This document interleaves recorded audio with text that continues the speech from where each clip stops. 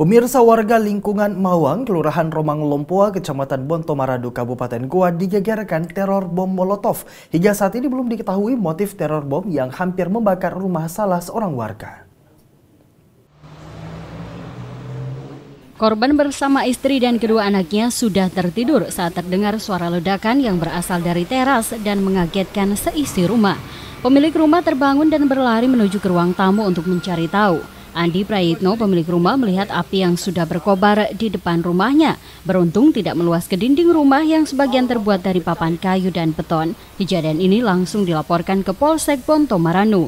Di lokasi ditemukan pecahan botol bekas minuman keras dan sumbu yang sudah terbakar serta bau minyak tanah yang menyengat. Prayitno mengakui jika kejadian ini sudah kedua kalinya terjadi. Sebelumnya Sabtu malam lalu juga sempat ditemukan botol bekas minuman berenergi namun tidak meledak sehingga korban tidak melaporkan hal tersebut. Korban saat ditemui di rumahnya mengatakan sejumlah tetangga sempat melihat dua orang pemuda yang diperkirakan berusia belasan tahun dengan menggunakan sepeda motor metik melintas di depan rumah dan melemparkan botol dengan nyala api yang diperkirakan merekalah pelakunya. Sekitar jam 10 malam itu kejadiannya, saya sebenarnya sudah tidur. Cuma kebetulan ada teman-teman di situ lagi selesai rapat di masjid. Mereka lagi kumpul-kumpul pinggir jalan ya.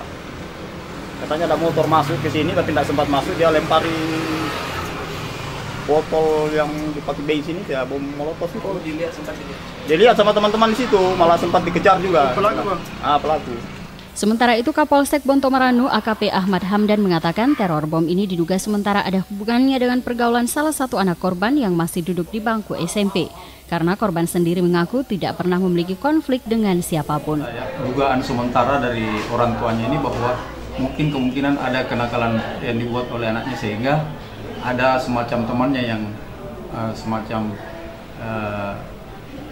dendamkar sama dia sehingga rumahnya itu dilempari oleh rekannya sendiri.